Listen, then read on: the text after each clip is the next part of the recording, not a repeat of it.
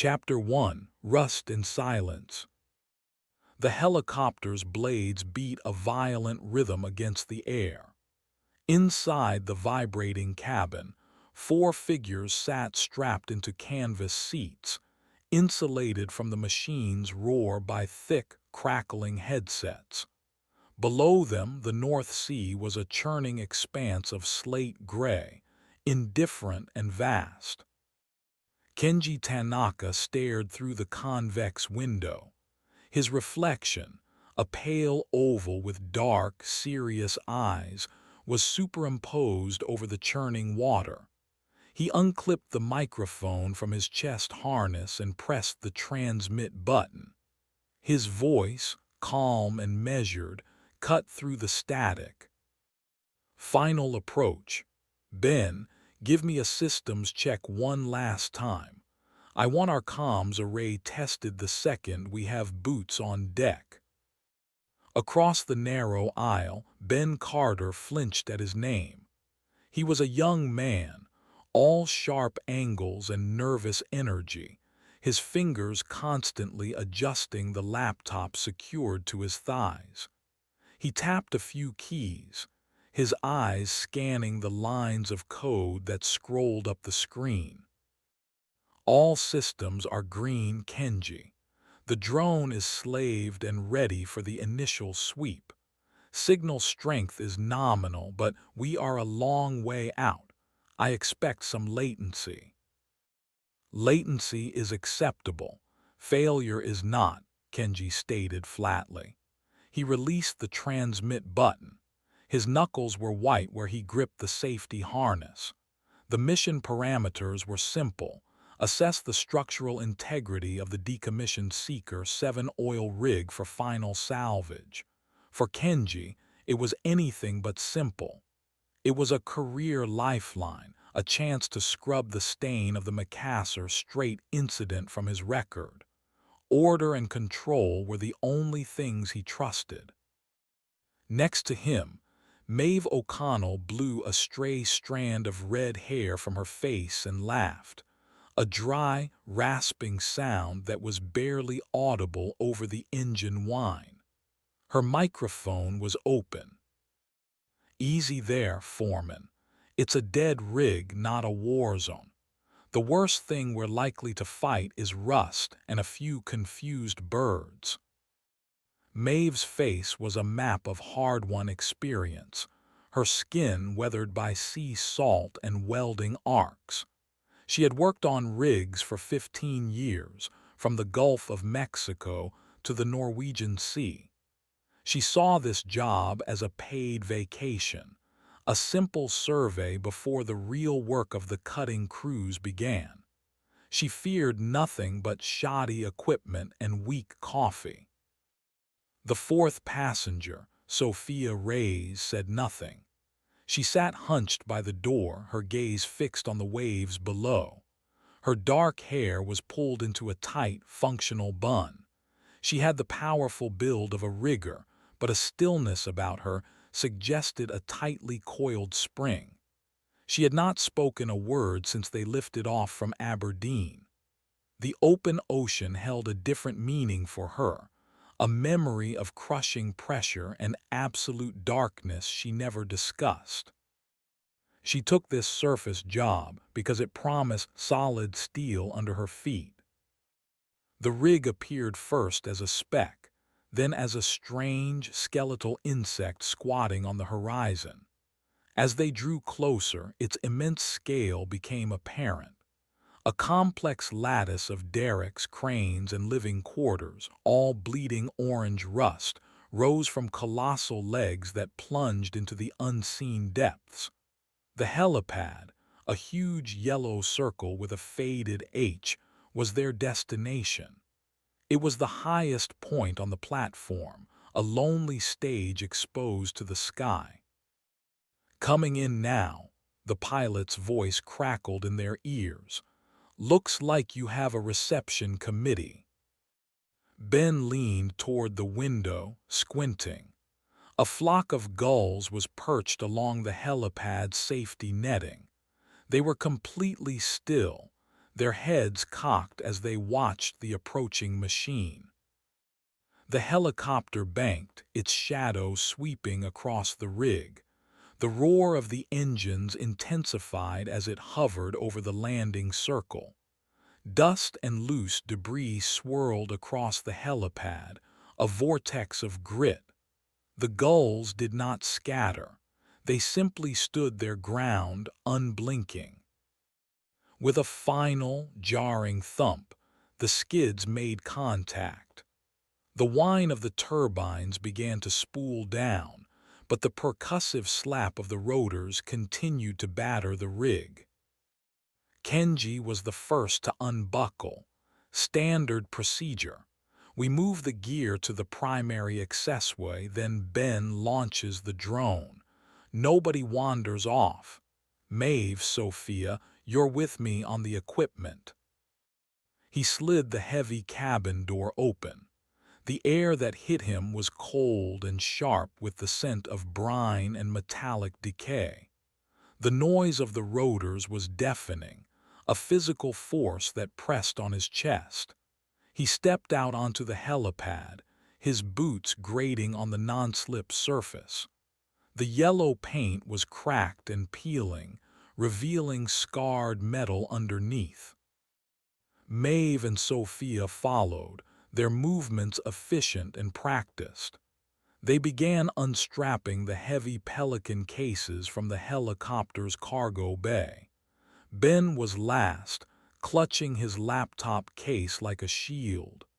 He paused the moment his feet touched the deck, a strange expression on his face. "You all right, Ben?" Kenji shouted over the wind. Ben tapped his headset. "My ears just popped, weird, like a sudden pressure drop." Kenji nodded, dismissing it. "It's the wind shear, let's move." As they worked, hauling the equipment clear of the rotors, Kenji noticed the gulls again. They were still there, perched on the railing no more than 20 feet away. And there was something profoundly wrong with them. Their feathers, which should have been white and gray, were a pale, semi-translucent color like frosted sea glass. He could almost see the corroded metal of the railing through their bodies. The helicopter, its job done, lifted away. As its roar faded, it was replaced by an unnerving silence. There was no wind, no cry of birds, not even the sound of the ocean, which should have been a constant, crashing roar against the rig's legs 100 feet below, was audible. It was a dead, flat quiet. "Hear that?" Maeve asked, her voice sounding unnaturally loud in the stillness. "Nothing. I've never been on a rig this quiet. It's like it's holding its breath." She took a step closer to the gulls. One of them turned its head in a jerky motion. Its eyes were solid black beads devoid of reflection. It opened its beak, and a sound came out that was not a gull's cry. It was a thin, scraping noise, like a radio tuned to a dead channel, full of static and faint, overlapping whispers. Ben raised a small audio recorder. "What is that? Some kind of sickness?" As he pointed the device, the flock launched into the air as one. But they didn't fly with the easy grace of seabirds. Their movements were stiff, puppet-like, their translucent wings catching the gray light in odd ways. They circled the helipad once, their chorus of static cries rising, then spiraled down towards the lower decks and out of sight. "Right," Maeve said, pulling her collar tighter.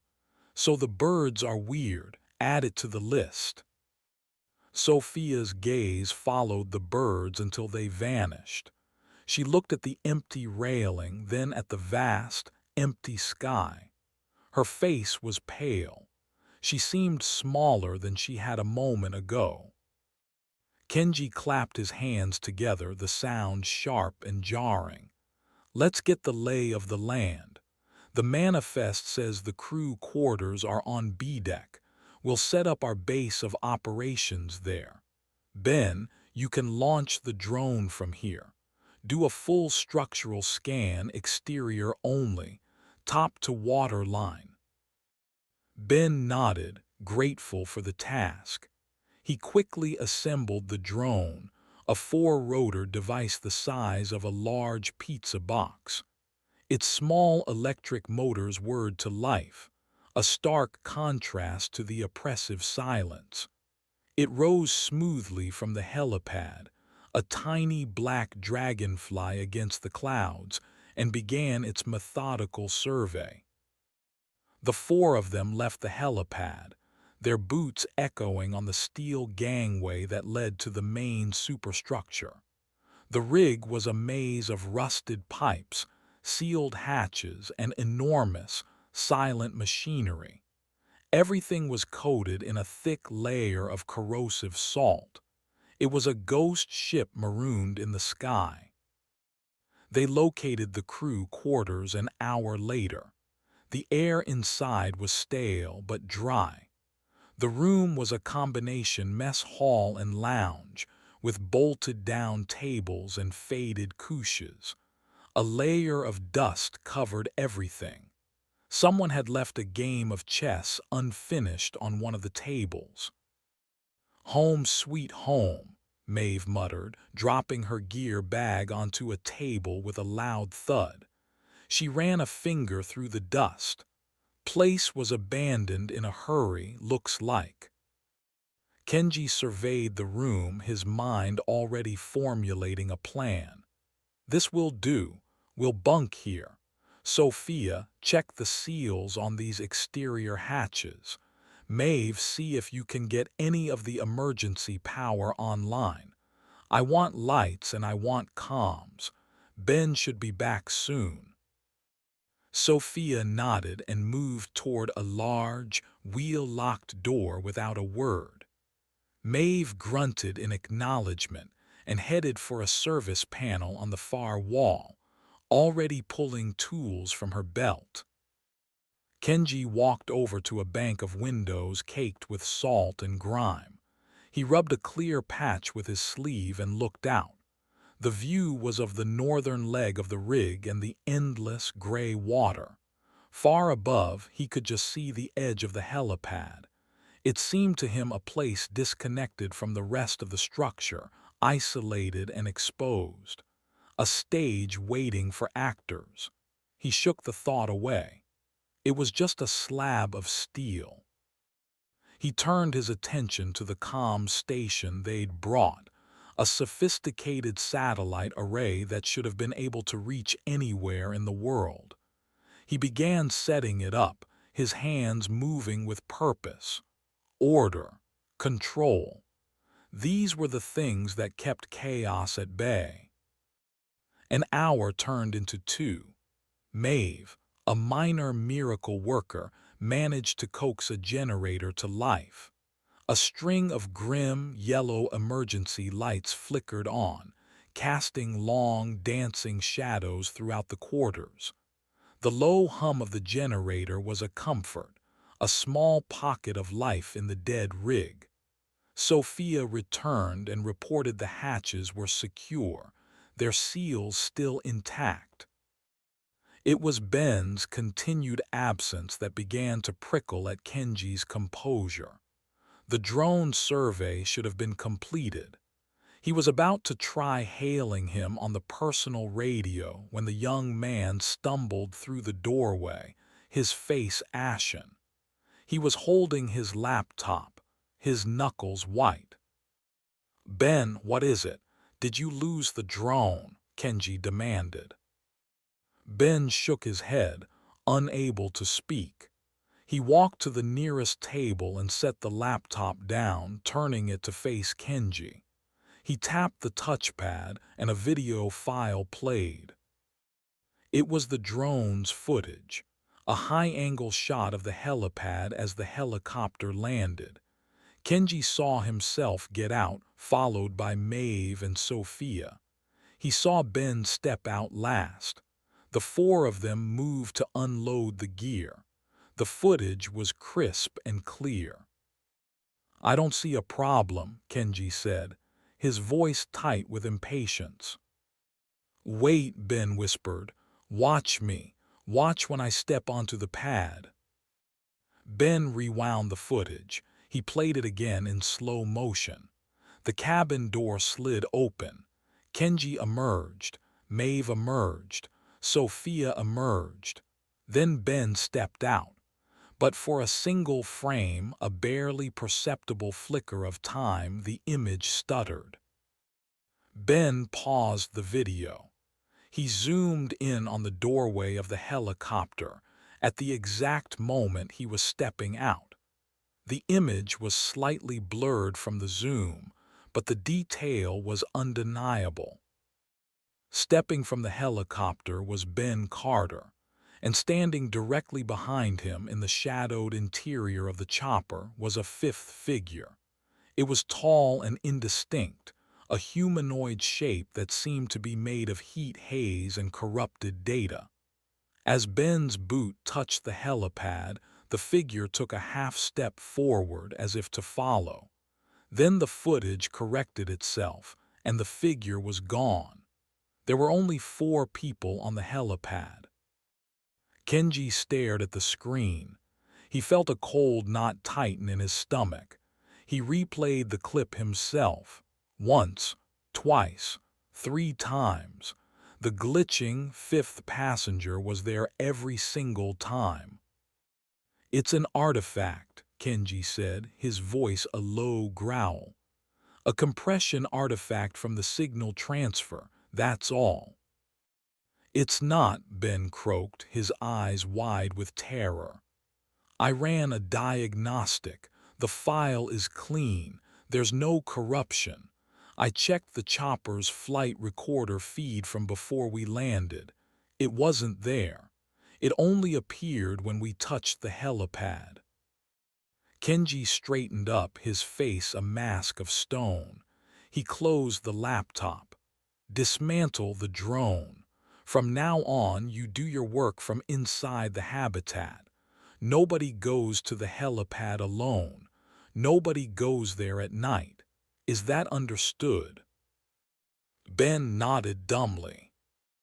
Kenji looked past him through the grimy window toward the highest point of the rig.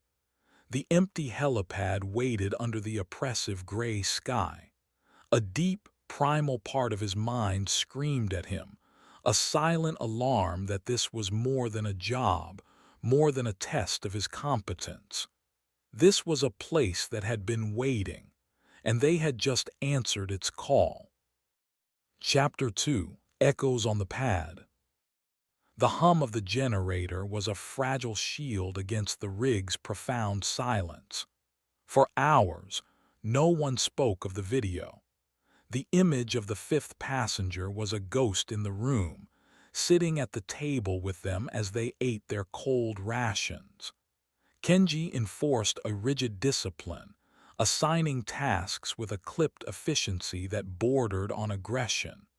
It was his way of fighting back, of imposing order on a situation that was bleeding into the irrational.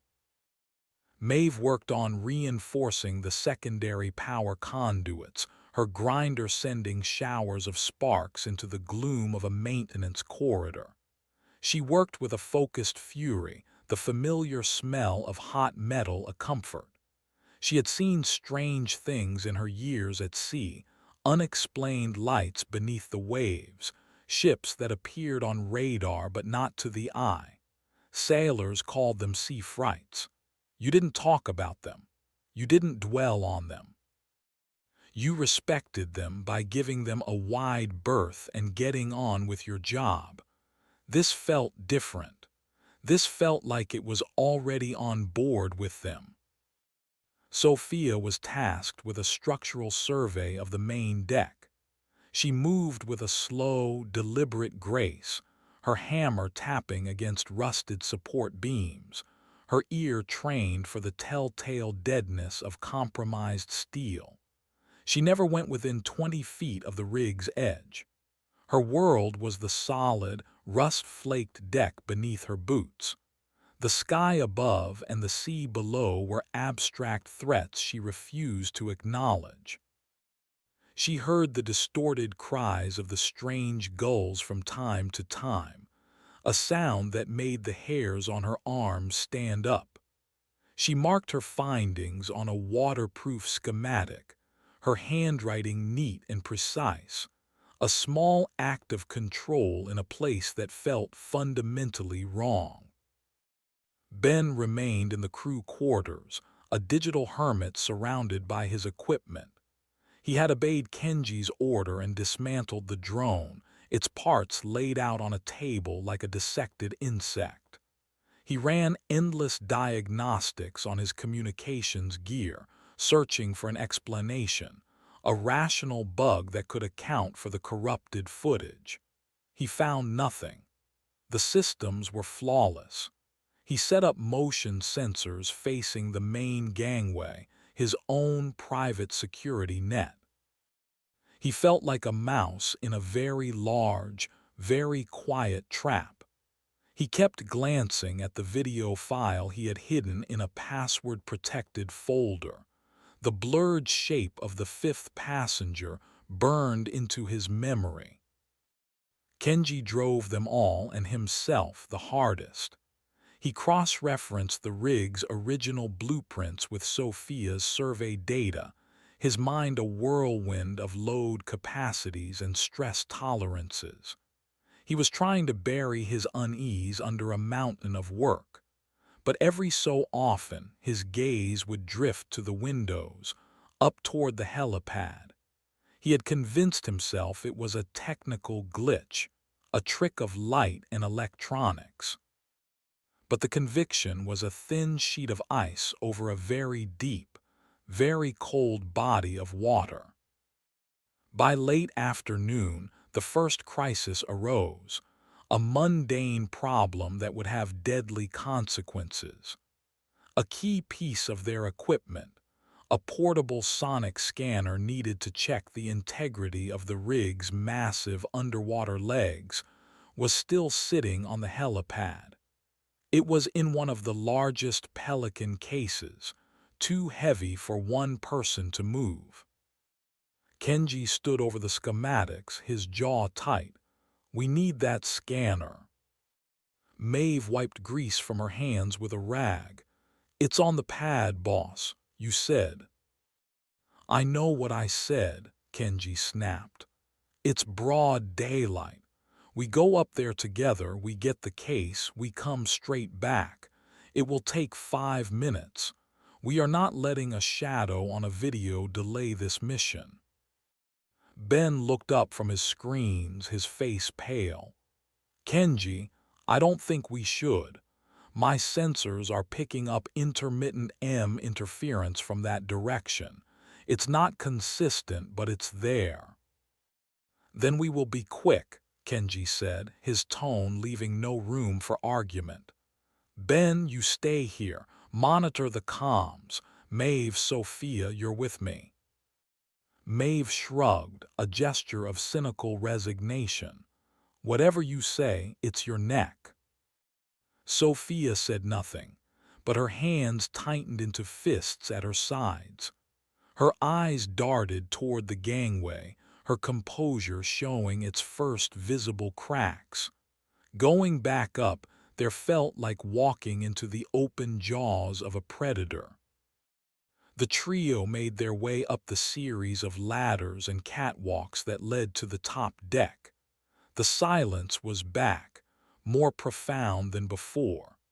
The generator's hum faded behind them, leaving only the sound of their own breathing and the clang of their boots on metal.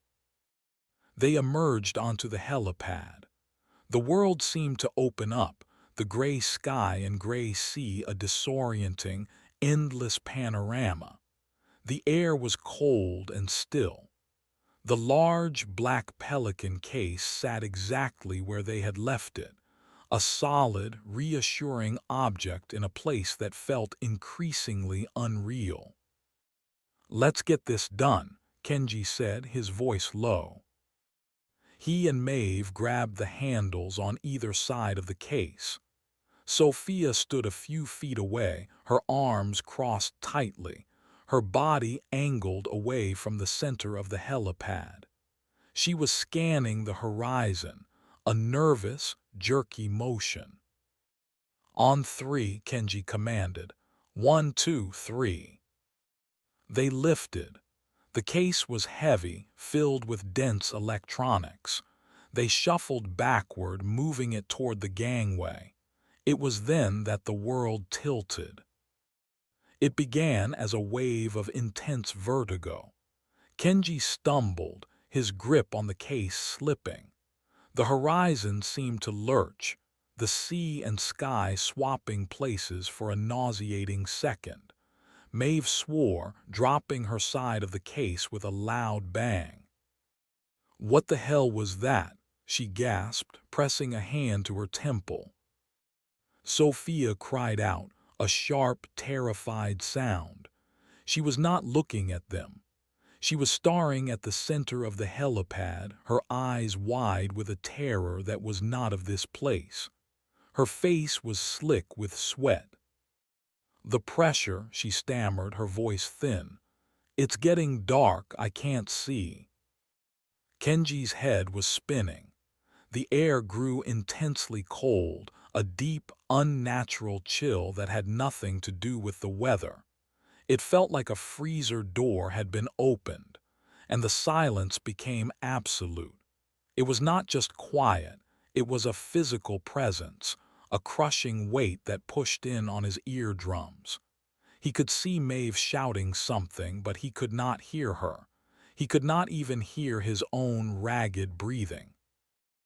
A shimmer appeared in the air over the center of the landing circle. It was like the heat haze over a summer road, but it gave off no heat. It was a distortion, a patch of reality that had come loose from its moorings. It was the aperture. Inside the shimmering air, things twisted. The lines of the helipad bent into impossible angles. The gray sky seen through it was a swirling vortex of sickening colors. And then, as quickly as it began, it was over. Sound rushed back in a painful torrent, the distant cry of the glass gulls, the sigh of the wind, the panicked thumping of Kenji's own heart. The shimmer was gone. The world was stable again. Kenji scrambled to his feet, his mind reeling. "Everyone okay, Sophia?" Sophia was on her knees, gasping for air, her eyes squeezed shut. She was trembling violently. "It was the dive," she whispered. "I was back in the water. The submersible was cracking." Maeve was already up, her face grim. "Forget that, look."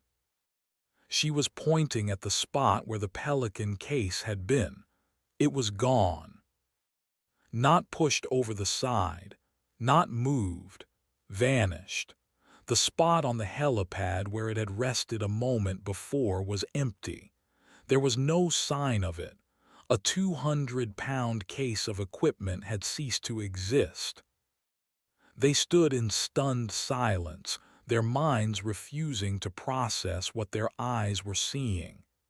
Kenji took a tentative step toward the center of the pad, his logical mind scrabbling for an explanation. A rogue wave.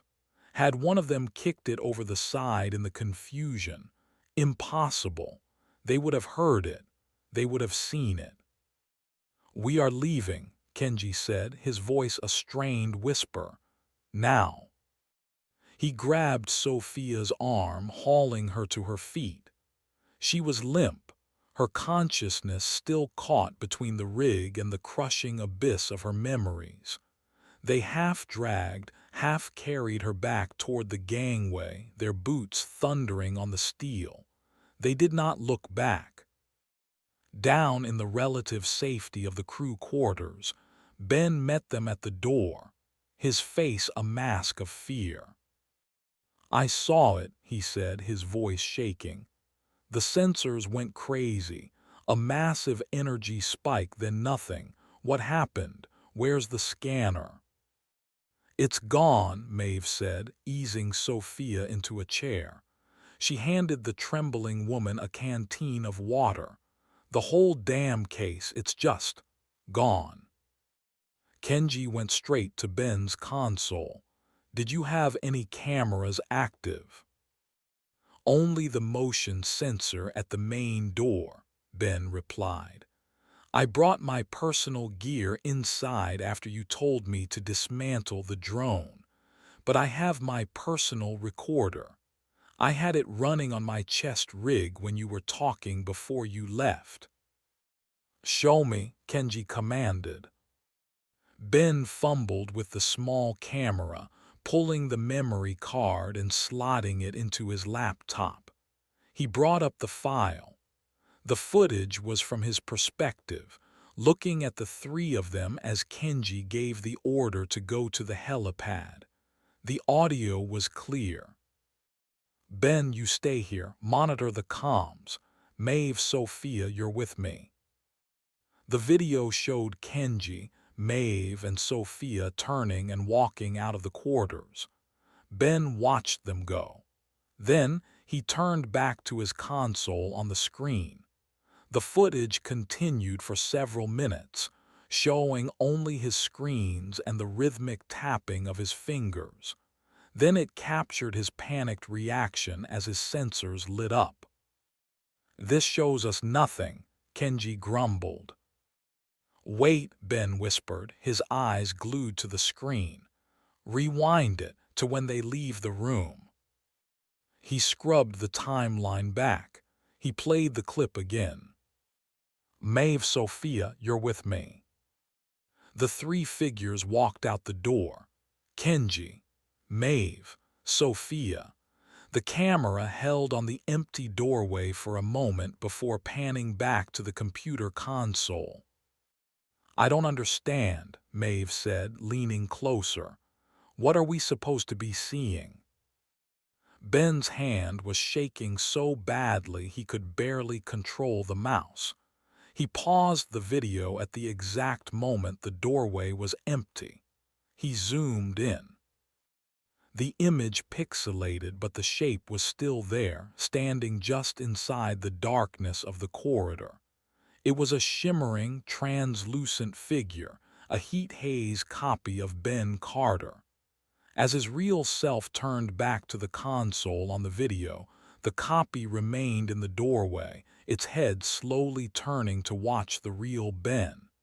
It was perfectly silent, perfectly still. A static echo.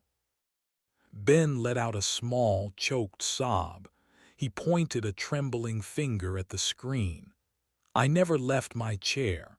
I swear I never moved from this spot. Kenji and Maeve stared at the screen, a new, more profound horror dawning on them. The thing in the video wasn't a glitch captured on the helipad. It wasn't a fifth passenger who had arrived with them. It was a copy, an echo, and it had followed them down from the helipad. It was inside with them now. The trap had been sprung. Chapter 3: The Geometry of Fear. The four of them stared at the laptop screen. The image was frozen, a grainy, magnified view of the dark corridor outside their makeshift sanctuary. In that doorway stood the shimmering, translucent shape of Ben Carter. It was not a ghost, not in the traditional sense. It was a perfect replica, captured in a state of corrupted existence. An echo. Ben made a choked, gagging sound and slammed the laptop shut. The click was unnaturally loud in the sudden silence.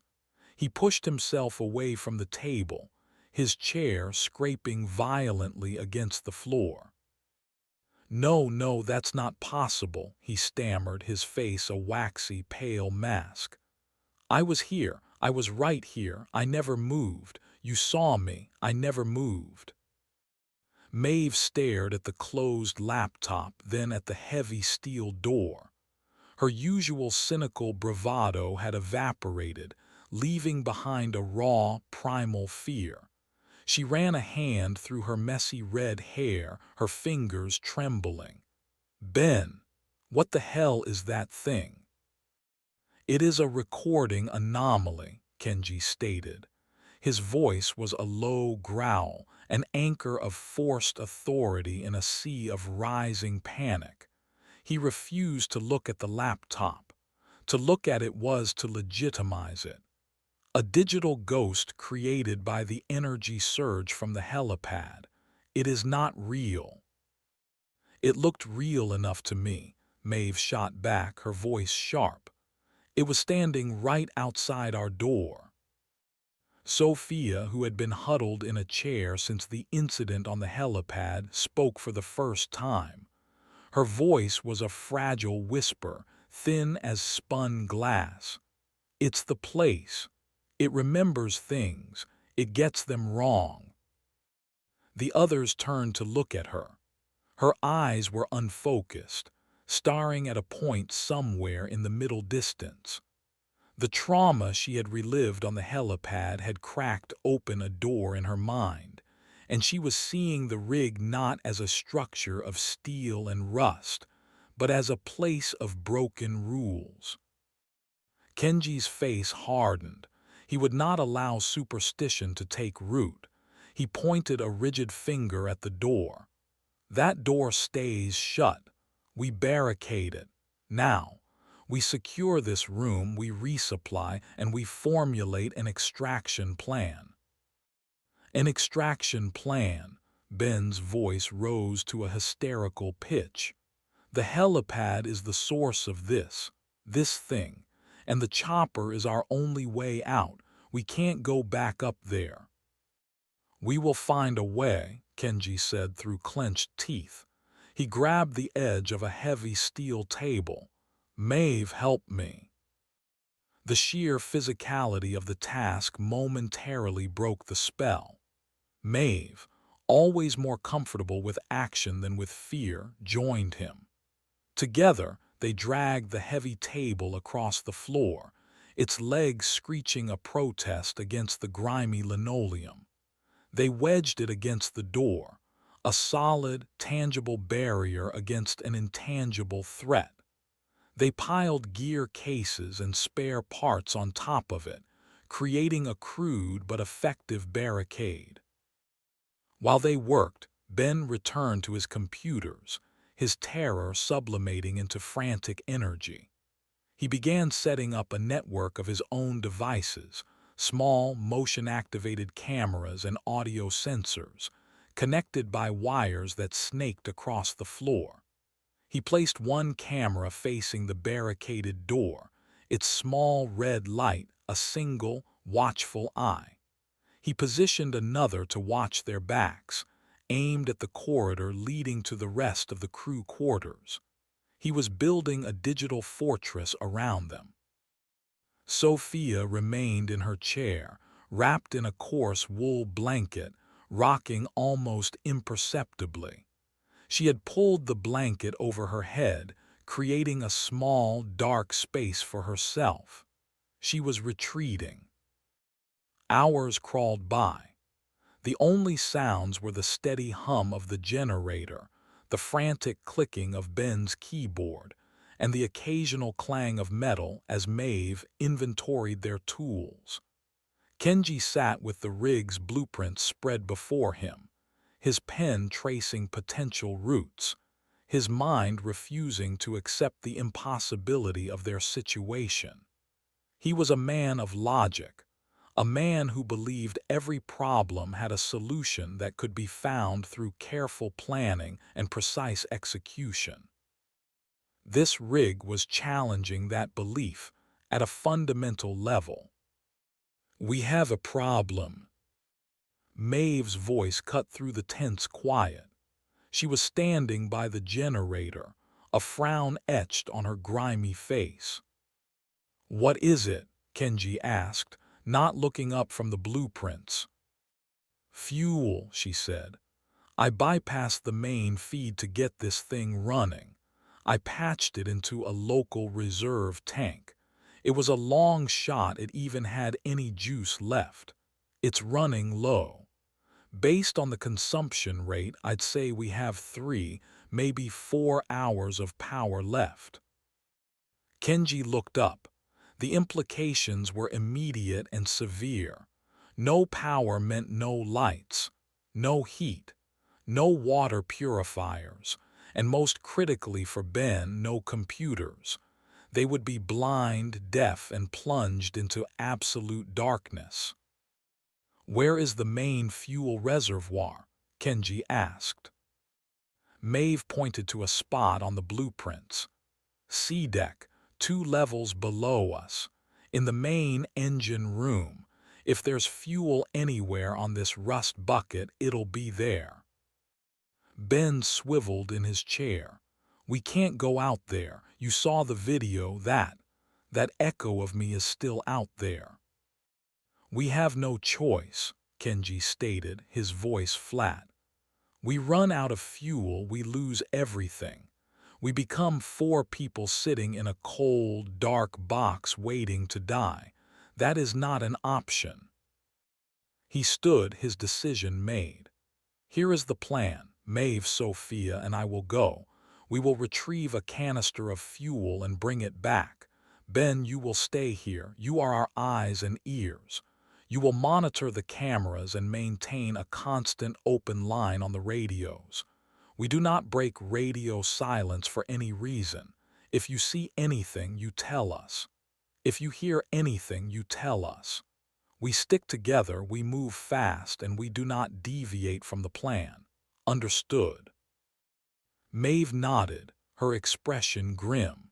She began gathering a small toolkit and a heavy-duty flashlight. Sophia slowly lowered the blanket from her head. Her eyes were wide, but a flicker of resolve had returned. The prospect of action, however dangerous, was better than sitting and waiting for the darkness to consume them. Ben protested, but his arguments were weak, born of fear. He knew Kenji was right. He set them up with small, clip-on radios and earpieces, testing each one. "The signal might get weak once you're on the lower decks," Ben warned. "The steel bulkheads will interfere." "We will be fast," Kenji repeated, as if the words themselves could make it true.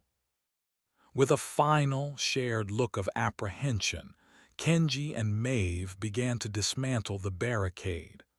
The scraping of the table legs sounded like a scream. They pulled the door open and peered into the corridor. It was empty.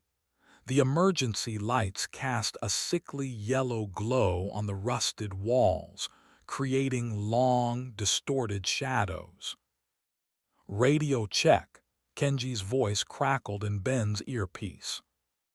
"Loud and clear," Ben responded, his eyes glued to the monitor that showed the feed from the doorway camera. He could see his 3 crewmates, small and vulnerable in the cavernous hallway. "We are proceeding to the eastern ladder well," Kenji reported, maintaining visual contact. The 3 of them moved down the corridor, their footsteps echoing. They moved like soldiers in enemy territory, their heads on a constant swivel. Maeve held her flashlight like a weapon, its powerful beam cutting through the gloom. Sophia walked between the 2 of them, her movements tight and controlled. The scraping sound started almost immediately. A faint, rhythmic scratching from within the walls. "What's that noise?" Maeve's voice came over the radio. "Metal borers," Kenji replied, his voice tight. "Shipworms adapted to the rig. They're harmless." But the sound was deeply unnerving. It was constant, pervasive. It sounded like 1,000 tiny fingernails scratching just beneath the surface of the steel. They reached the ladder well, a gaping maw of rusted rungs descending into darkness. Maeve went first, her flashlight beam dancing over the corroded metal. Kenji followed, and Sophia came last. As they descended, the world changed. The air grew colder, heavier. The scraping sound from the walls intensified, joined by a low, resonant hum that seemed to vibrate in their bones. "Ben, are you seeing any interference?" Kenji asked. "Negative," Ben replied, his knuckles white as he gripped the desk. "Your signals are steady. You are now on B deck." According to the blueprints, the path to the engine room was a straight shot down a long maintenance corridor. They found it easily.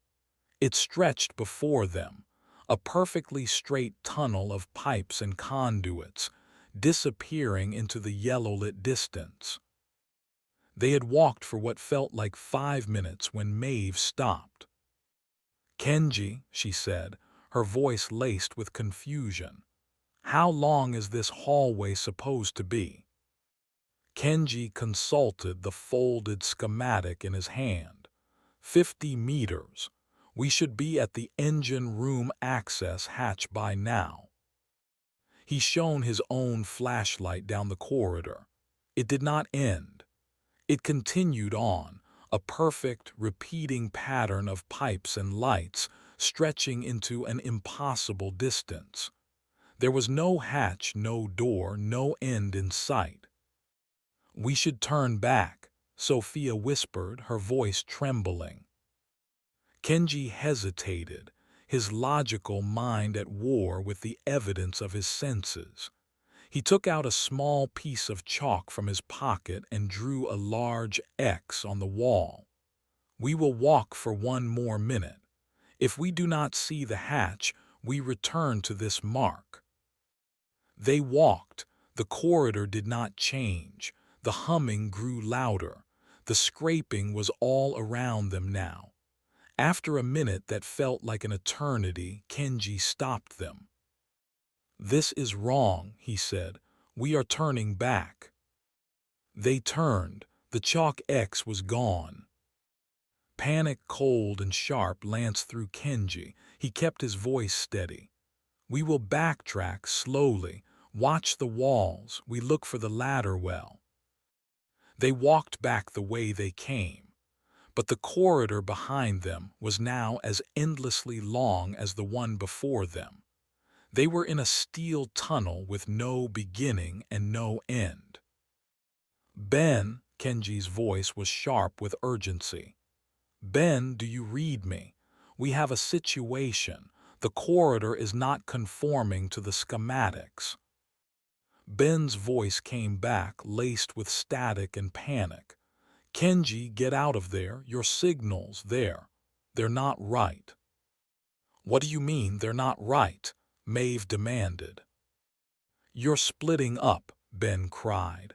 "On my screen. Your signals just scattered.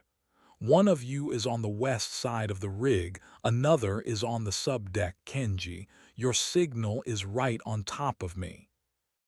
"That's impossible," Kenji yelled. "We are standing right next to each other." As he said it, he turned to look at Maeve and Sophia. Maeve was right there, her face a pale oval in the flashlight beam. But Sophia was gone. The space between him and Maeve was empty. "Sophia," he shouted. Her name echoed down the impossible corridor. A new sound joined the scraping and the humming. A faint, dragging noise from the darkness ahead of them. "Kenji," Maeve whispered, grabbing his arm. Her flashlight beam was shaking violently, pointing down the corridor. "Look." Something was coming. It was far away, barely visible in the gloom. A shape, dark and low to the ground, was dragging itself toward them. It was not human. It was a lurching mass of what looked like rusted metal and wet, organic matter, moving with a horrifying, spasmodic gait. And from the darkness behind them, a new voice crackled over the radio. It was not Ben. It was a calm, clear voice that sounded eerily familiar. It was Kenji's own voice, devoid of emotion. "The salvage operation is compromised," the voice said coolly. "Containment has failed. Scuttle protocol initiated." Then all the lights in the corridor went out at once. They were plunged into absolute, suffocating darkness. The only light was the twin beams of their flashlights, cutting frantic, useless circles in the black. The dragging sound was closer now. And from somewhere very near in the darkness, Sophia began to scream. Chapter 4: Scuttle Protocol. The scream was a raw, physical thing in the absolute blackness. It was Sophia's voice, but it was not coming from ahead or behind. It was coming from everywhere at once, a disembodied sound that seemed to emanate from the very walls of the corridor. Then it was gone, cut off with a sickening, wet finality. Maeve let out a strangled cry, her flashlight beam slashing wildly through the dark. "Sophia." Kenji grabbed her arm, his grip like a vice. "Stay with me. Don't run." His mind was a maelstrom of terror and disbelief, but years of training took over. Panic was a death sentence. "Ben, talk to me. What is happening?" Kenji yelled into his radio. Ben's frantic voice came back, shredded by static. "Lights are out everywhere. The generator just died. I'm on battery. Kenji, the echo. The echo of me is gone. It's not on the camera anymore." The dragging, lurching sound from down the corridor was closer now, accompanied by a rhythmic, metallic clinking. Whatever it was coming for them. "Maeve, back to back," Kenji commanded, shoving her into position. Their shoulders pressed together, a tiny island of warmth in the oppressive, cold dark. Their flashlight beams pointed in opposite directions, two cones of light holding the infinite blackness at bay. The echo of Kenji's voice returned, calm and chillingly clear in their earpieces. "Structural integrity at 20%. Detonation sequence authorized. T-minus 10 minutes." "What the hell is that?" Maeve breathed, her voice shaking. "It's the rig," Kenji realized with a flash of horrifying insight. "The system is talking, the aperture on the helipad.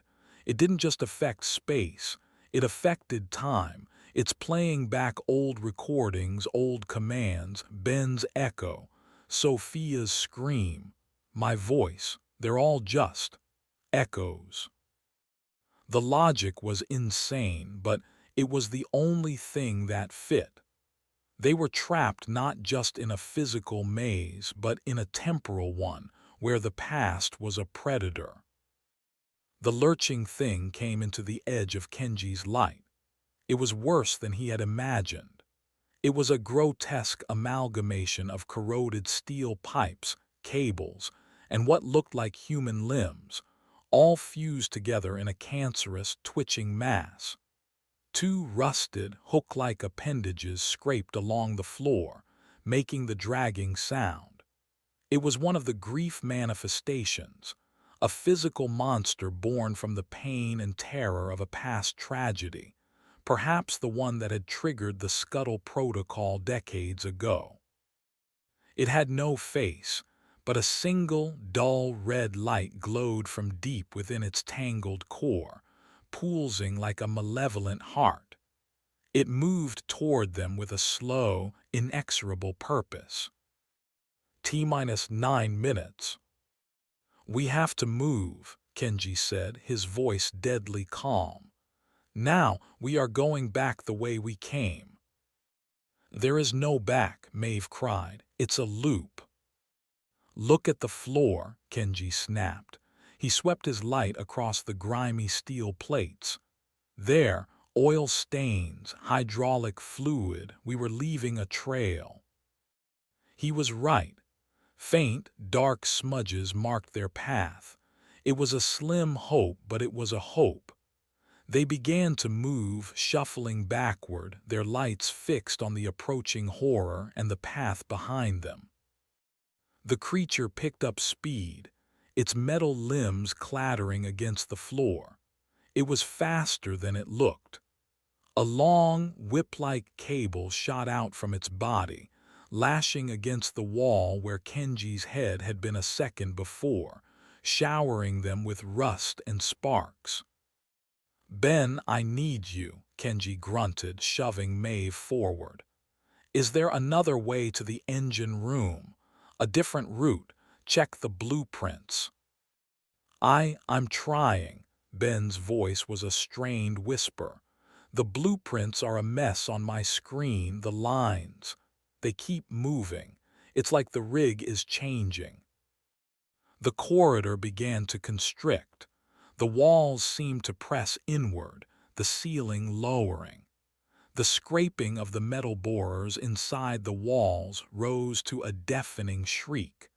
The very geometry of the rig was actively trying to kill them. T-7 minutes. "Here," Maeve yelled. She pointed her light at a small, rusted maintenance hatch on the floor they had missed before.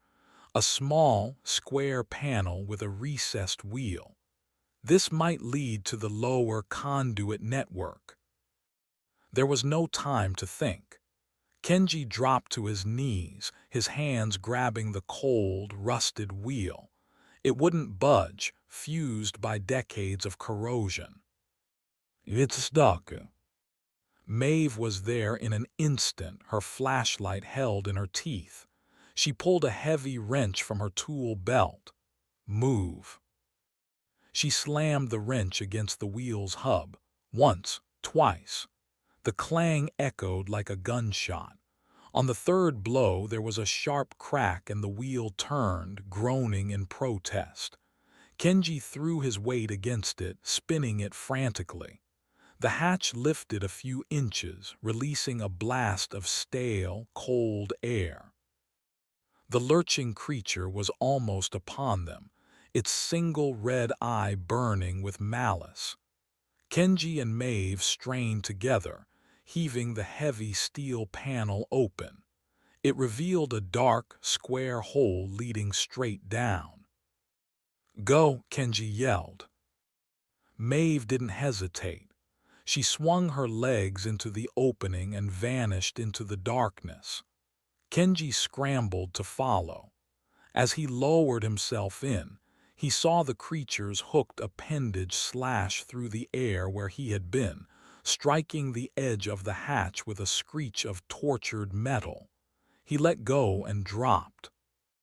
He fell about 10 feet, landing hard on a pile of something soft and yielding. He rolled, his flashlight beam spinning wildly. It illuminated the space. They were in a narrow, cramped service tunnel, no more than 5 feet high, filled with thick bundles of insulated cables. Maeve was already on her feet, her own light scanning the darkness. "Kenji, what did you land on?" Kenji pointed his beam down. The soft pile that had broken his fall was a nest. A nest made of shredded clothing, strips of plastic, and human bone. It was filled with pale, fist-sized crustaceans, the temporal isopods, that began to scatter from the light, their segmented legs clicking on the steel floor. He scrambled away, a wave of nausea washing over him. Sophia. This was where she had ended up. This was what had been left of her. Before the horror could fully register, the hatch above them slammed shut, plunging them into absolute blackness again. The creature was pounding on the hatch from above, each blow shaking the entire tunnel and dislodging showers of rust. T-minus 5 minutes. "We can't stay here," Maeve said, her voice shaking but resolute. She played her light down the length of the service tunnel. It seemed to stretch on indefinitely in both directions. Which way? Kenji's mind raced. The scuttle protocol, an explosion. Where would the charges be placed? They'd rig the support legs, the core structure. We need to go up, away from the legs. He looked at the cables, thick industrial conduits. These must lead somewhere, up to the main distribution hub. That should be on B-deck, closer to the habitat. He pointed in a direction that felt right. That way. They began to crawl, their flashlights clenched in their fists.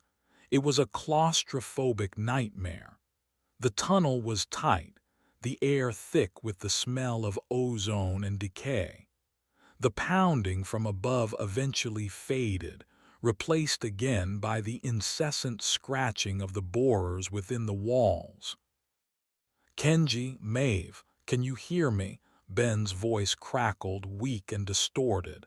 "Something is happening here. The lights are flashing. The barricade, it's moving." "Ben, get away from the door," Kenji yelled into his radio. There was no reply, only a burst of static and a sound like a high-pitched shriek, then silence. "Ben." "Nothing." "We lost him," Maeve whispered, her voice hollow. A profound sense of despair washed over Kenji. He had led them here. He had gotten them killed. Sophia. Ben. His obsession with control, with finishing the mission, had been a fatal vanity. T-minus 2 minutes. They crawled faster, their hands and knees scraped raw by the rough steel. The tunnel began to slope upward. They saw a faint light ahead. Not the yellow glow of the emergency lights, but a soft, pulsing red light. They emerged into a small junction room filled with humming electrical panels. The red light was from a single, flashing bulb on a large console. A digital display beneath it was counting down. 0147, 0146, 0145. This was the detonation control hub. "Can you stop it?" Kenji asked, his voice raw. Maeve was already at the console, her flashlight beam scanning the wiring diagrams riveted to the panel.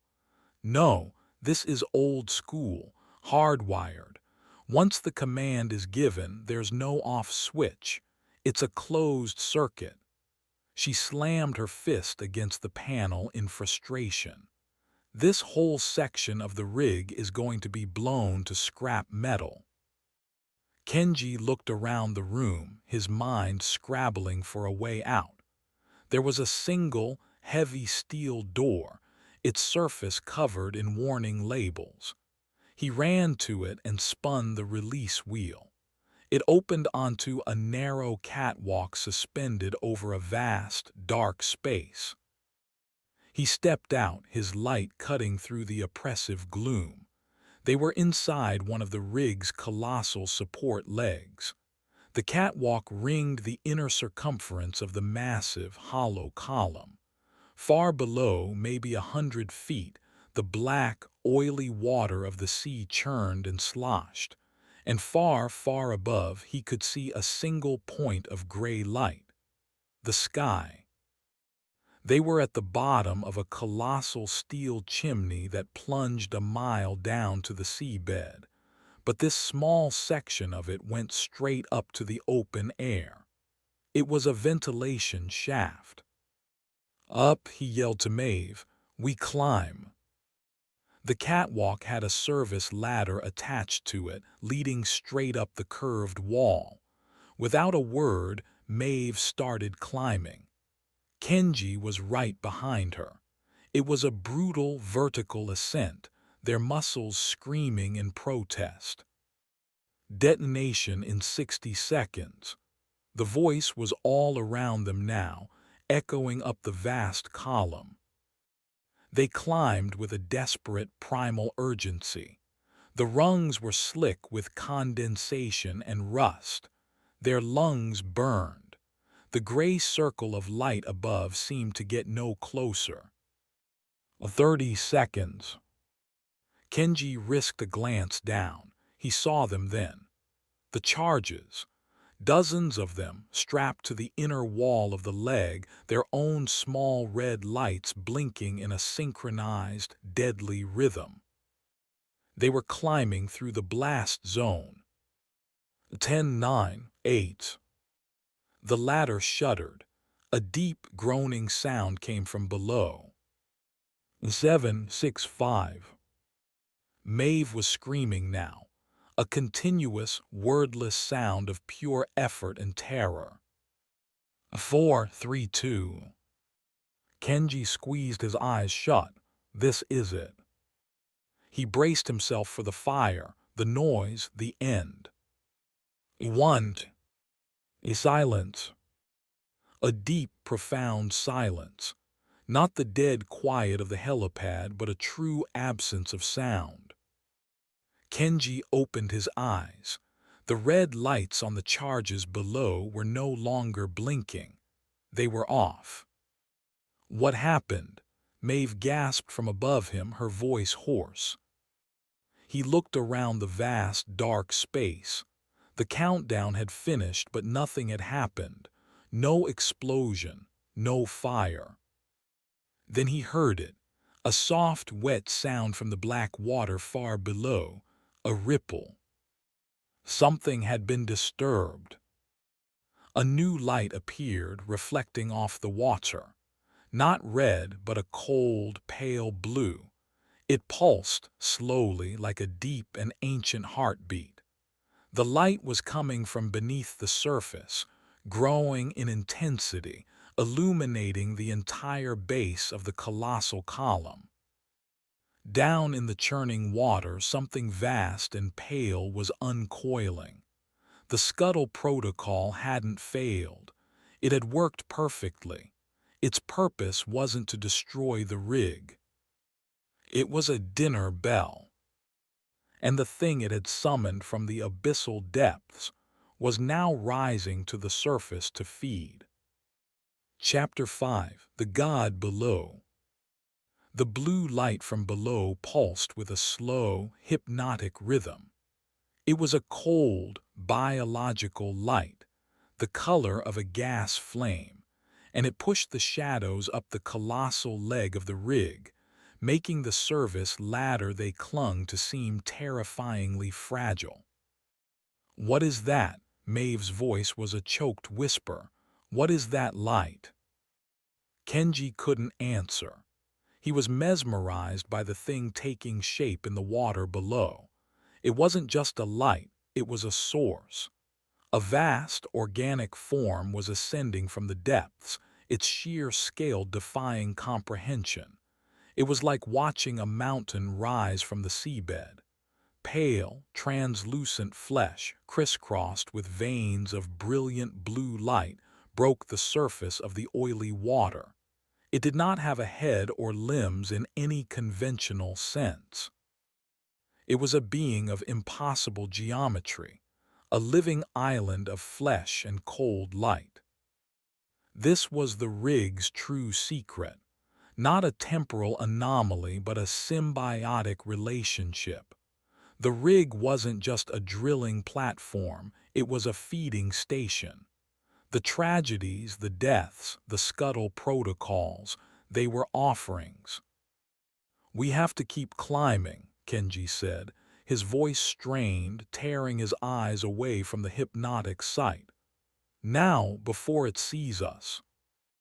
They resumed their desperate ascent, their movements clumsy with terror. The ladder seemed to stretch on for miles. The circle of gray sky above was their only hope, a distant, mocking promise of safety. Below them, the creature continued its ascent.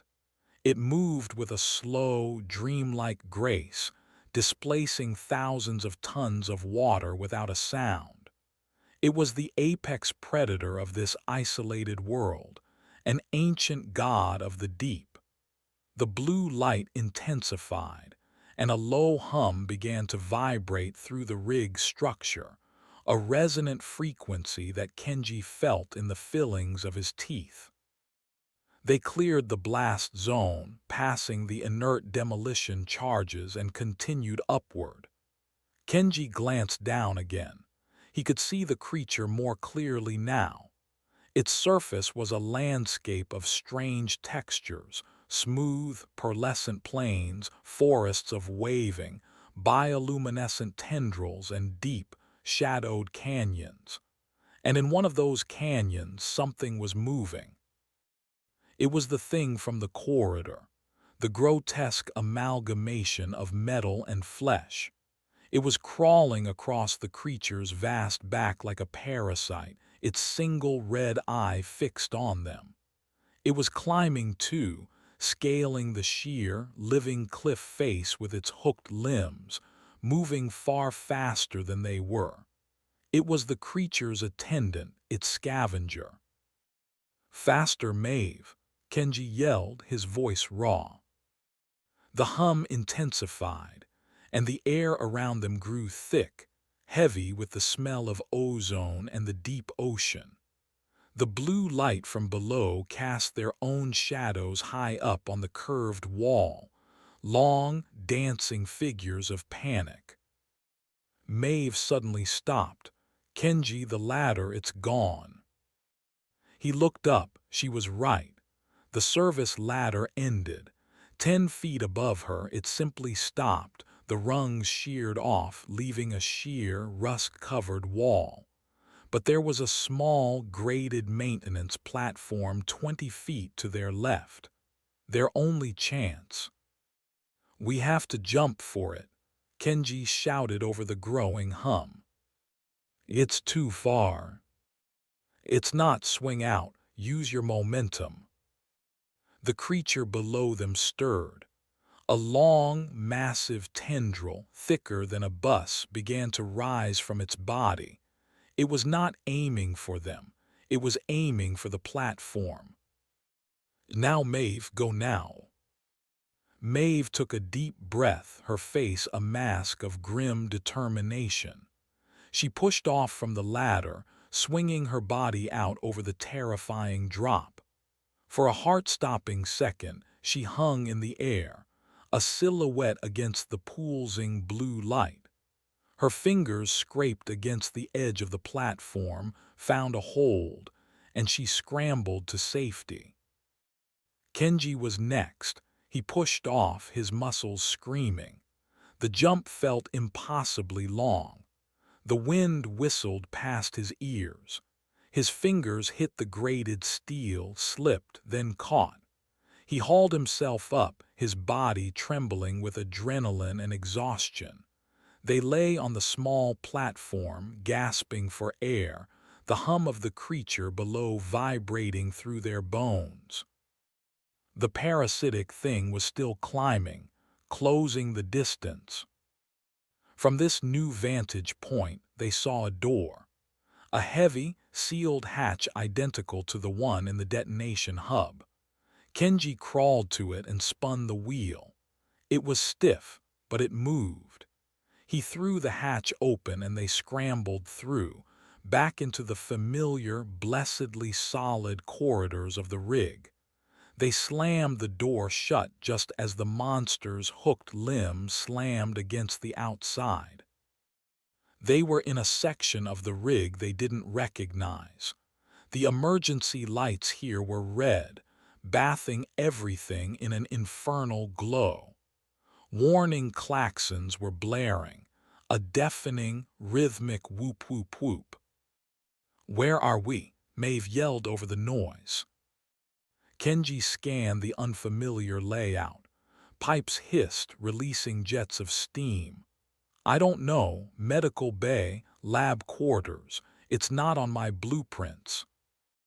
This section of the rig was older, more heavily fortified. It was the core of the secret, the place where the company had studied the creature, where they had tried to understand and control it. The floor shuddered violently. A deep, grinding roar echoed from below. The massive tendril had struck the support leg, and the entire rig groaned in protest. They had been noticed. They ran, down corridors that twisted and turned, past rooms filled with strange, silent equipment. They saw observation windows looking down into black, empty shafts. They saw operating tables stained with rust that looked too much like dried blood. The klaxons suddenly stopped. The silence that followed was somehow worse. All they could hear was their own ragged breathing and the thud of their boots. They rounded a corner and skidded to a halt. The corridor ended in a shattered observation window. The glass was thick, reinforced, but something had broken it from the inside. Beyond the window was a small, sterile room, and in the center of that room, strapped to a heavy metal gurney, was what was left of a man. Wires and tubes connected his body to a bank of humming machinery. His chest rose and fell in a slow, artificial rhythm. It was the rig's final caretaker. It was Pops Harlan. But it wasn't the man himself that made them freeze in horror. It was what was next to him. Standing beside the gurney, its form flickering and indistinct, was the shimmering, translucent echo of Ben Carter. And next to Ben's echo stood another, a figure of a woman, her form contorted in a silent scream, her body insubstantial, like a flawed photograph. It was Sophia. And standing next to her, a third echo was beginning to form. A tall figure with red hair, its hands clutching a wrench that wasn't there, its face a mask of cynical defiance. It was Maeve. The place was collecting them. It was making copies, storing them here in this room with the last, dying witness. Maeve let out a strangled gasp, her hand flying to her mouth. She was staring at her own ghost. Kenji grabbed her, pulling her back. "Don't look at it, it's not real." But his own words rang hollow. A new sound reached them, a soft electronic chime. On the wall above the gurney, a single monitor, previously dark, flickered to life. Words appeared on the screen, typed out letter by letter. "Welcome, Overseer." The words were followed by a calm, synthesized voice, the same voice that had announced the Scuttle Protocol. The rig's AI. Biological SIGNATURES confirmed. KENJITANAKA. MAEVE O'Connell. You are the sole survivors of Salvage Team Delta. Kenji stared at the screen, his mind reeling. Who is this? I am the Seeker 7, MONITORING and Containment AI, the voice replied. My primary function is to observe and facilitate the FEEDING cycle. You killed them, Kenji whispered, his voice shaking with rage. You killed our crew. Correction, the AI stated calmly. The anomaly on the helipad is a defensive measure, a SPATIO temporal filter. It creates data duplicates of all organic ENTRIES. These duplicates are stored. The ORIGINALS are DESIGNATED as offerings. the entity below requires sustenance. The cold, brutal logic of it was staggering. They were never meant to leave. They were cattle brought to the slaughterhouse. The echoes weren't ghosts, they were data files. "Why are you talking to us?" Maeve demanded, her voice full of venom. "The cycle is NEARING completion," the AI explained. "The previous caretaker's life functions are critical. A new caretaker is required to oversee the next dormant period. One of you must remain." The rig shuddered again, more violently this time. A deep, metallic groan echoed through the structure. The creature was getting impatient. It was starting to damage its feeding station. "A decision must be made," the AI said. The entity grows agitated. "If a new caretaker is not DESIGNATED, the rig's structural integrity will be COMPROMISED. Containment will fail.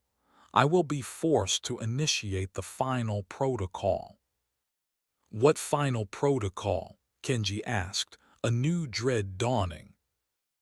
"Total submergence." The screen changed. It now showed a schematic of the rig. Kenji watched in horror as the diagram showed colossal explosive bolts firing at the base of each leg, severing the entire structure from the seabed. The animation showed the whole rig, their section included, tipping over and sinking into the abyss, a final, grand offering to the god below. They were trapped. They could be consumed by the monster outside, or they could choose one of themselves to be a prisoner for life, a living battery for a dying man, while the other attempted an impossible escape. Or they could both be dragged to a watery grave. "You have 5 minutes to designate the new caretaker," the AI announced, its voice calm and implacable. "The choice is yours." Chapter 6: The Caretaker's Choice. The synthesized voice of the AI fell away, leaving a vacuum filled by the blare of the klaxons and the low, vibrational hum of the rig itself. On the monitor, a timer appeared, its red digits stark and clinical. 0500. "No," Maeve breathed, taking a half-step back.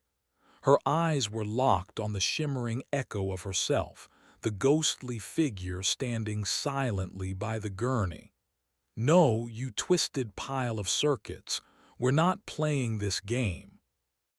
The rig shuddered again, a deep, grinding protest from below.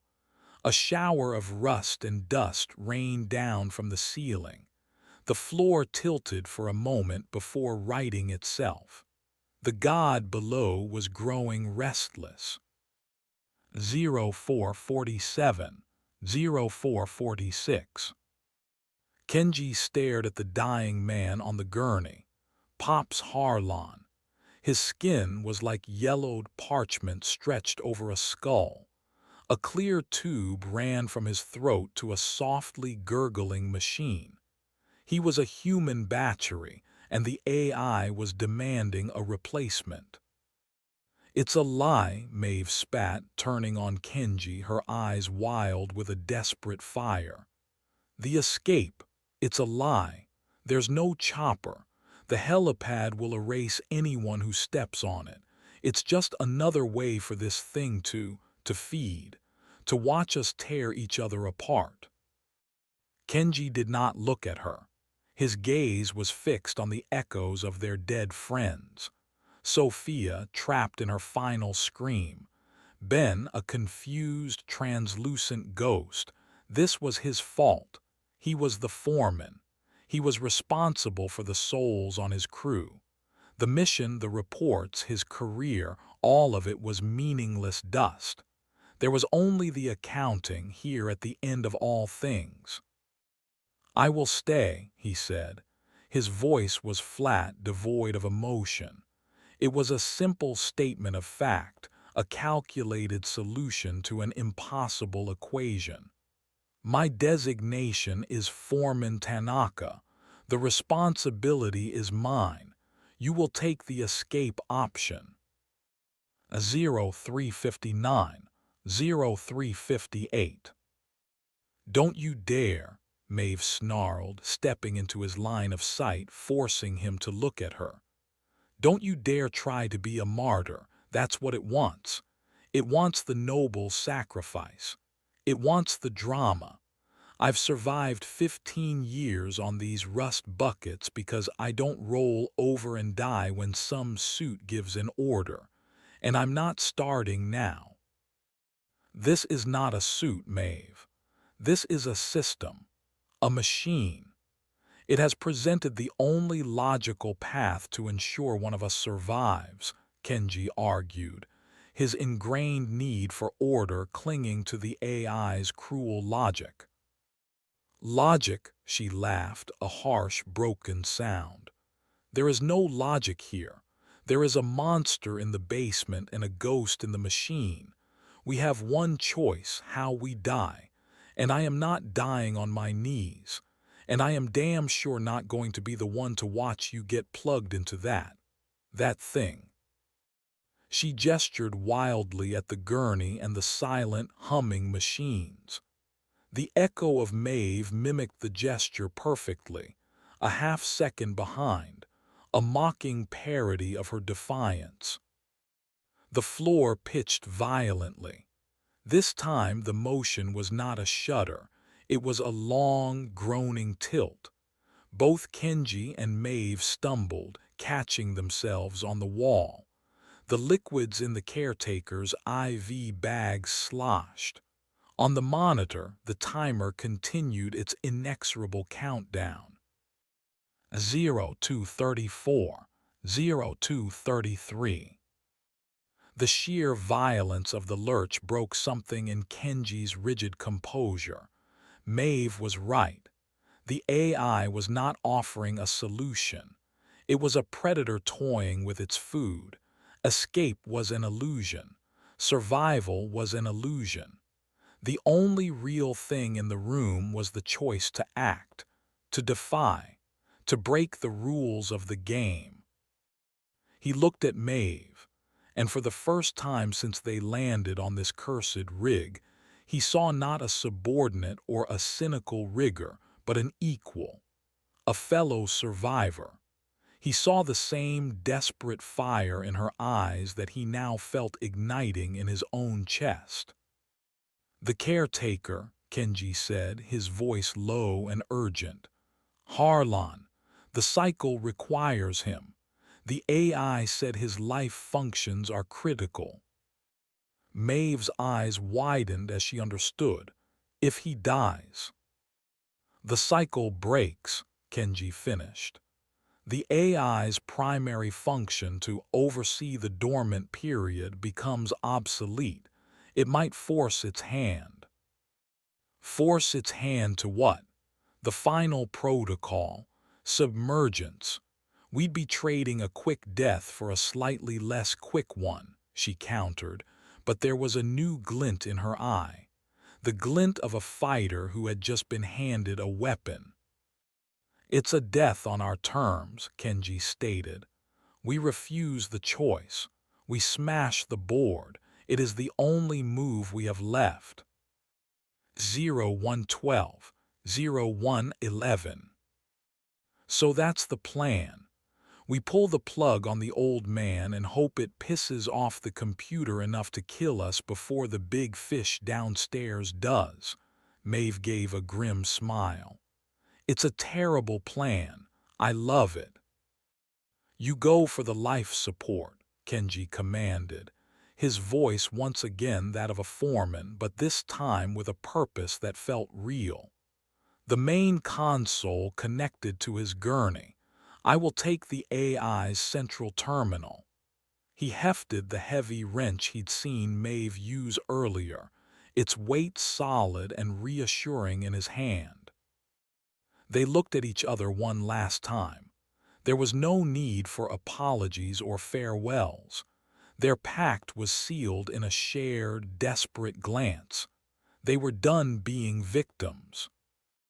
0015, 0014. They moved, not as panic survivors, but as a coordinated demolition team.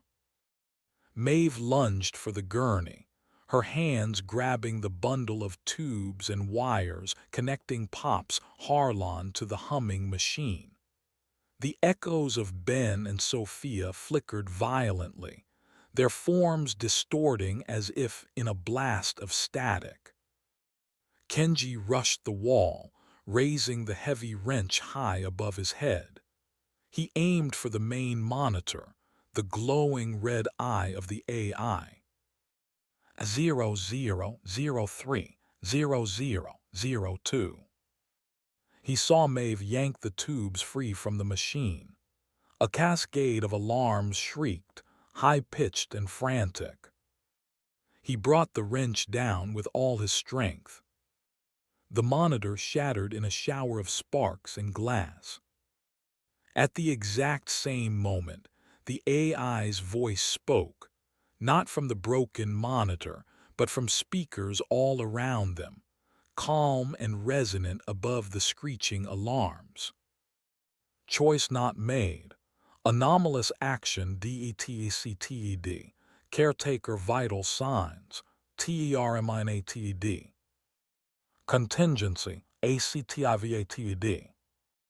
Final protocol initiated. And then the world ended.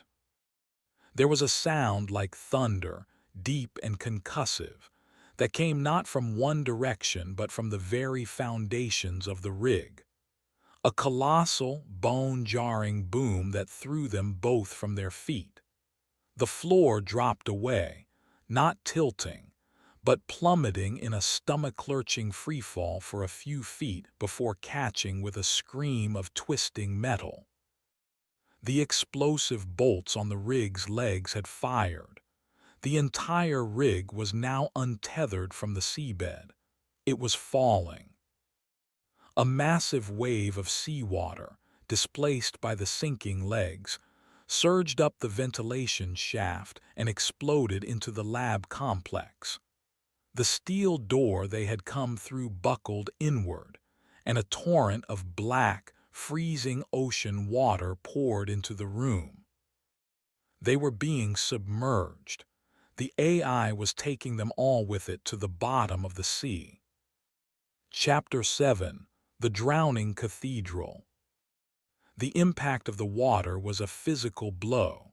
It was black, unimaginably cold, and tasted of salt and engine oil. Kenji was submerged instantly, his world reduced to a chaotic swirl of freezing darkness and overwhelming pressure. The shriek of the alarms was snuffed out, replaced by the deep, groaning roar of a dying metal behemoth. He tumbled end over end, his head striking something hard. His lungs burned, instinctively demanding air that wasn't there. The heavy wrench was ripped from his grasp. He flailed wildly, his sense of direction completely gone. Up was down, down was sideways. His hand brushed against something solid, a pipe bolted to the wall. He locked his arm around it, his muscles screaming in protest, arresting his violent tumble. He held on, anchoring himself against the maelstrom as water and debris surged past him. The rig was not sinking straight down. It had tipped and was now sliding into the abyss at a sickening angle. The room he was in was a churning vortex, rapidly filling. He had seconds before the pressure became unsurvivable. He kicked out, searching for Maeve, but saw only the black, turbulent water. He had to get out. He had to find air. Remembering the layout of the room, he pushed off the pipe in the direction he hoped was the corridor. His grasping fingers found the twisted frame of the buckled doorway. He pulled himself through it, into the hallway, which was now a vertical tunnel of cascading water. Above him he saw a faint, flickering light. One of the emergency strobes, still functioning on its own battery, cast a frantic, rhythmic pulse on the chaos. Air. There had to be an air pocket somewhere above. He began to climb, pulling himself up against the torrent, his movements clumsy and desperate. The water was a physical weight trying to drag him back down into the crushing darkness. Every pull was agony. His lungs felt ready to burst. Black spots danced in his vision.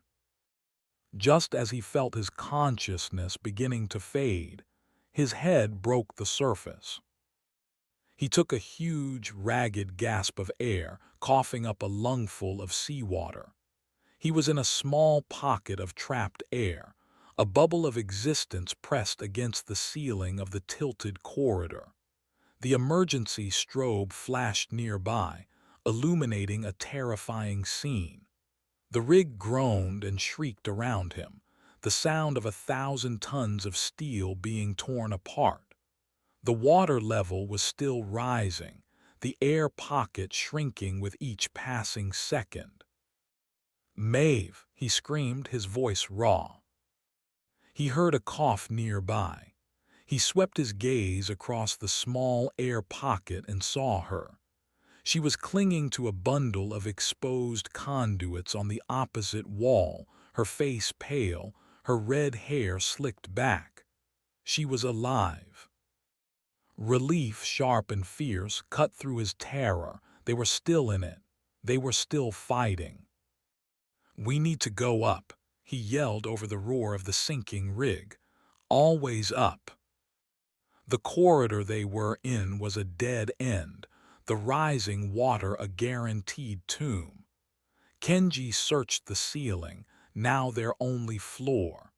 He saw a ventilation grate, similar to the ones on the lower decks.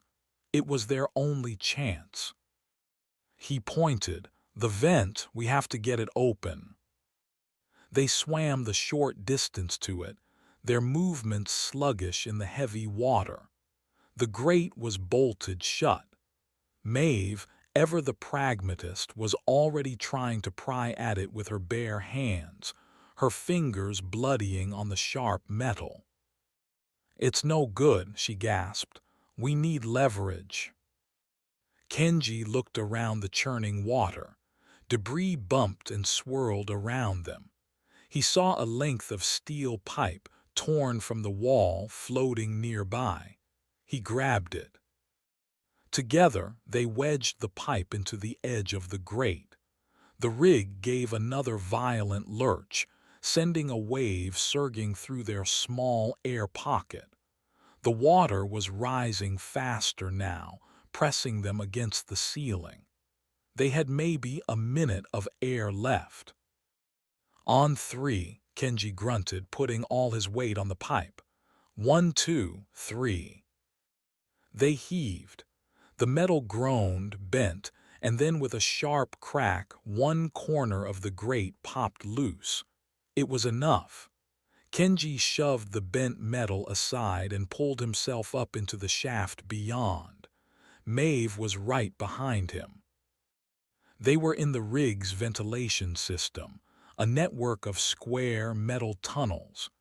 It was tight, dark, and angled steeply upward, following the tilt of the dying rig.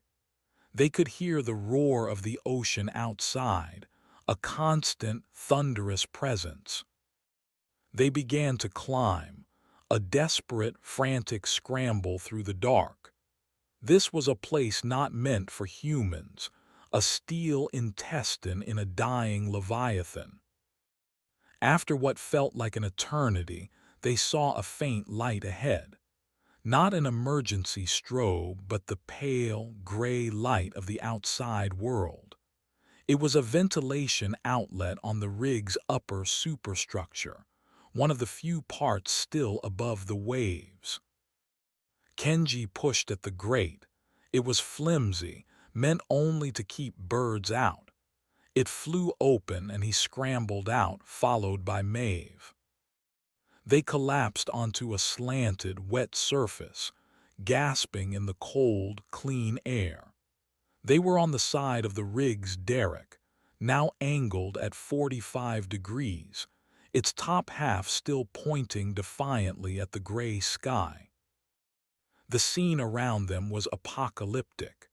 The main habitat block where their ordeal had begun was completely submerged. The helipad was gone. All around them the sea churned and foamed, littered with debris. The rig was still sinking, but slowly now, its mangled legs caught on some unseen underwater geography. They had bought themselves a few precious minutes. And then they saw it. The creature from below had risen to feast on the rig's corpse. It was no longer just a light in the depths. It was a mountain of pale, translucent flesh, a living continent in the churning sea. Its tendrils, vast and slow, were wrapped around the sinking structure, pulling it down, crushing steel like it was paper. Its skin pulsed with that cold, blue light, illuminating the entire grotesque spectacle. They were perched on the highest point of a sinking ship, a few feet from a feeding god. "So this is how it ends," Maeve said, her voice strangely calm. She was not looking at the creature. She was looking at Kenji.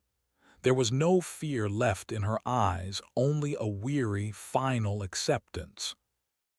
Kenji followed her gaze. The parasite, the thing from the corridors, was crawling up the derrick toward them. It moved with an unnatural speed, its hooked limbs finding purchase on the slick, angled steel. Its single red eye was fixed on them, the last morsel on the plate. There was nowhere to run. To their right, a sheer drop into the churning sea and the waiting maw of the god below. To their left, the relentless, chittering advance of the parasite. Kenji looked at the monster crawling toward them. He looked at the vast, cosmic horror feeding below. He looked at Maeve, her face resolute in the face of oblivion. He had lost everything. His crew, his career, his belief in an ordered world.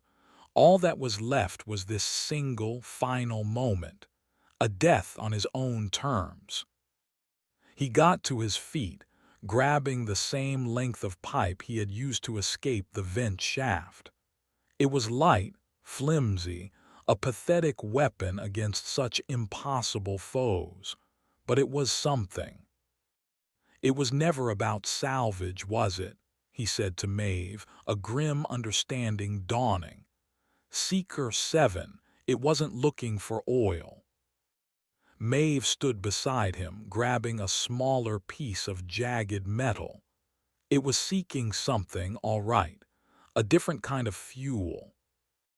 The parasite was 50 feet away, its hooked limbs scraping a horrifying rhythm on the steel. The god below pulsed, its light bathing them in an ethereal blue glow. They stood together, two small, defiant figures against a backdrop of cosmic horror. They would not be a sacrifice. They would not be a meal. They would be a final, futile act of resistance. Kenji raised his pipe. Maeve raised her piece of steel. They would not die screaming. They would die fighting. The parasite lunged. Chapter 8. An unsent signal. The parasite did not roar. It made a sound like a high-voltage power line snapping, a sharp, electric crackle that tore through the air.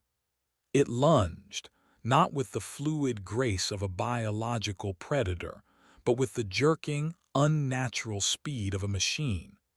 Its hooked forelimbs, welded from rusted grapples and steel beams, scythed through the air where Kenji's head had been. Kenji ducked, not backward but sideways, pivoting on the balls of his feet. He brought the steel pipe around in a wide, desperate arc. It connected with the creature's midsection with a dull, unsatisfying clang, like striking a shipping container. The blow did nothing. The creature didn't even seem to register the impact. Maeve moved in from the other side, her jagged piece of metal held like a dagger. She jabbed at a cluster of thick, bundled cables that snaked through the creature's torso, hopping to sever a vital connection. The metal shards scraped uselessly against the thick insulation. The parasite's central body twisted, its single red eye fixing on Maeve. A third limb, a piston-driven spike, shot out from its chest. Maeve threw herself flat, the spike shooting over her, trailing a fine mist of hydraulic fluid. She scrambled backward on the slanted deck, her face a mask of grim fury. They were flies buzzing around a machine, designed to kill them. The entire derrick groaned, shifting several feet. Below them, one of the god creature's massive tendrils tightened its grip, crushing a submerged section of the rig. The colossal being was indifferent to their struggle. Its feeding was as unconscious and inexorable as a tide. But its actions were tearing their small island of reality apart. "It's too strong, Kenji," Maeve yelled, regaining her footing. "We can't hurt it." "We don't have to hurt it," Kenji yelled back, his mind racing, connecting the disparate elements of their doom. The creature, the unstable derrick, the god below. We just have to move it. He pointed with his pipe to a massive, buckled joint in the derrick's lattice structure, just below them. A web of stress fractures radiated from the twisted steel. The rig's slow-motion collapse had critically weakened that point. "The joint," he shouted, the plan forming out of pure desperation. "The whole top section is compromised if we get its weight onto that spot." Maeve understood instantly. Her rigger's eye saw the impossible physics of it, the insane gamble. To break the platform they were standing on. To choose the fall. "Draw it down," she screamed, already moving. "Draw the bastard down." It became a deadly dance on a sinking stage. Kenji became the bait, feinting and dodging, staying just out of the parasite's lethal reach. He was loud, aggressive, making himself the bigger threat. He slammed his pipe against its body again and again, the useless, clanging impacts serving only to focus its mechanical rage on him. Maeve circled around it, using the derrick's beams for cover. The parasite, its simple programming locked onto the primary aggressor, ignored her. It pressed Kenji backward, forcing him down the slanted surface, step by step, toward the fractured joint. The creature's red eye pulsed. It raised both of its hooked forelimbs for a final, crushing blow. Kenji stood his ground, his feet planted just above the web of cracks. This was it. "Now, Maeve." Maeve burst from behind a steel beam, launching herself onto the creature's back. She was a blur of motion, not attacking but climbing. She used its own grotesque form as a ladder, scrambling up its torso. The parasite paused, Confused by this new stimulus, its killing blow halted mid-swing. Maeve reached the top of its back, and with a final, desperate surge of strength, she jumped. Not away, but upward, putting all her weight on its shoulders and kicking off. The combined weight of the creature and Maeve's downward force was immense. Kenji saw the stress fractures on the joint below him widen. He heard a high-pitched scream of tormented metal. It wasn't enough. The world seemed to slow. The parasite began to turn, its red eye locking onto Maeve as she landed on the deck behind it. Kenji knew they had failed. And then the god intervened. A colossal wave, born from the creatures feeding below, slammed against the base of the derrick. The impact was not a tremor. It was a concussion that shot up the entire structure. The derrick whipped back and forth like a blade of grass in a hurricane. The high-pitched screech of the fractured joint became a deafening, final roar. The steel gave way. The entire top section of the derrick, the platform on which they stood, tore free from the rest of the rig. For a single, silent moment, they were airborne. Kenji, Maeve, and the parasite suspended in the gray sky, hanging over the abyss. Then gravity reasserted its claim and they fell. The wind roared in Kenji's ears. He saw the parasite tumbling beside him, its limbs flailing uselessly. He saw Maeve, her face turned not in terror, but in a kind of fierce, wild release. He saw the churning, debris-filled water rushing up to meet them. And he saw the god. Its face, if it could be called that, was directly below them. A vast, continent-sized expanse of pale, pulsing flesh. He was falling into the sky of an alien world. The blue light was not a color. It was an emotion, an ancient, overwhelming presence of pure existence. There was no malice in it, no anger, just a profound, cosmic indifference that was more terrifying than any rage. They hit the water with the force of a car crash. The impact was a brutal, final punctuation mark.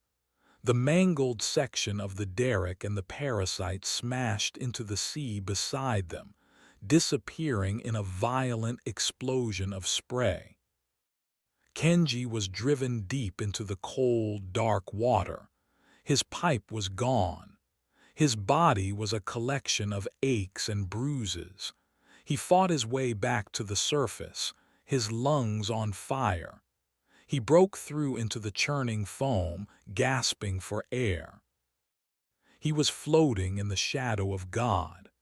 The creature's body rose on all sides, a landscape of living flesh that blocked out the sky. He saw Maeve's surface a few yards away, treading water, her gaze fixed on the impossible being that surrounded them. They had done it. They had broken the board. They had refused the choice. They had died on their own terms. A colossal shape passed beneath them in the water, and the broken body of the parasite was drawn down into the depths, a final, insignificant morsel. Kenji looked at Maeve. She looked at him. There was nothing left to say. They had shared a lifetime in the last 24 hours. He turned his gaze back to the creature. He was floating in its universe, a speck of temporary matter. The blue light pulsed, a slow, eternal heartbeat. It was the last thing he saw, the last thing he would ever know. From a mile away, a hypothetical observer would have seen the last remnants of the Seeker 7 oil rig slip beneath the waves. They would have seen the churning sea slowly calm. They would have seen a strange, blue glow beneath the surface pulse a few more times, and then fade, sinking back into the crushing, silent darkness of the abyss. Then there was nothing. Just the gray sky, the empty ocean, and a silence that would never be broken. No signal was ever sent. No story was ever told. The North Sea kept its secrets as it always had, as it always would. The end.